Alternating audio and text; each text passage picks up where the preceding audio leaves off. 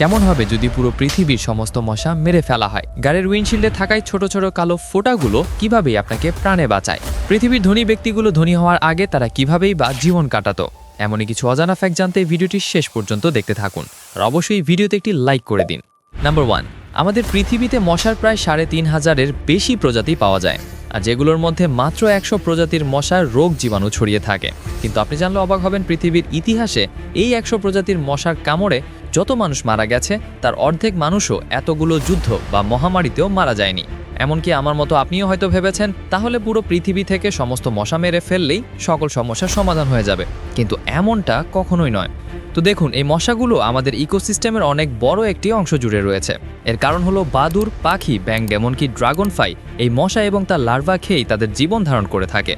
এমনকি এই মশাদের মাধ্যমেই অনেক প্রজাতির গাছের পরাগায়ন বা পলিনেশনও হয়ে থাকে।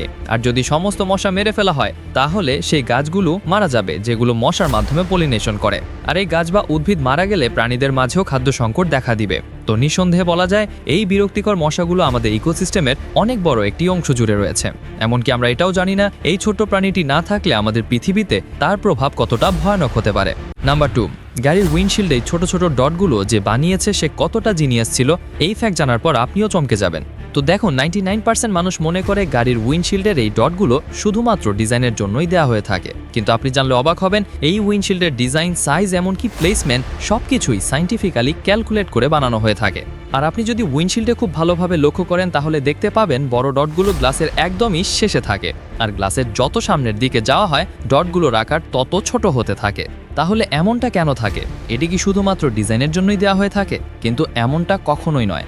একটি গাড়ি যখন প্রচণ্ড রোদে থাকে তখন গাড়ির উইন্ডশিল্ড প্রচণ্ড গরম হয়ে যায়, আর উইন্ডশিল্ড যত বেশি গরম হবে তখন সংকোচন ও প্রসারণের কারণে গ্লাসটি খুব সহজেই ভেঙে যেতে পারে। আর এখানে এই ব্ল্যাক ডটগুলো উইন্ডশিল্ডের হিটকে অ্যাবজর্ব করে পুরো উইন্ডশিল্ডের মধ্যে সমানভাবে ট্রান্সফার করে দেয়, যার ফলে উইন্ডশিল্ডটি ভেঙে যাওয়ার প্রবণতা অনেকটাই কমে যায়। তার মানে এই ছোট ডটগুলো দেখতে ছোট হলো কিন্তু এদের কাজ অনেকটাই বড়। নাম্বার 3, পৃথিবীর সমস্ত ধনী মানুষগুলো ধনী হওয়ার আগে তারা কি এমন কাজ করত চলুন দেখে নেওয়া যাক। তো দেখুন, মুকেশ আম্বানির বাবা ধীরুভাই আম্বানি খুবই গরিব ঘরে জন্ম নিয়েছিল, কিন্তু তার প্রথম বিজনেস শুরু হয়েছিল স্ক্যাম করে।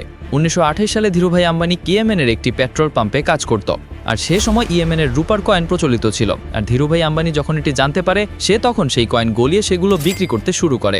নেক্সট এলন মাস্ক, যে কিনা বর্তমানে ধনীদের তালিকায় সবচেয়ে উপরে রয়েছে। তবে এলন মাস্কের যখন মাত্র 13 বছর বয়স ছিল তখনই সে ভিডিও গেম বানিয়ে সেটি বিক্রি করে $500 আয় করেছিল, আর এটি ছিল তার জীবনের প্রথম ইনকাম। আর এরপরই এলন মাস্ক মাত্র 25 বছর বয়সে জিপ2 নামে কোম্পানি খোলে, যেটি কিনা 4 বছর পর কম্প্যাক্ট নামে একটি কোম্পানি $307 মিলিয়ন কিনে নিয়েছিল।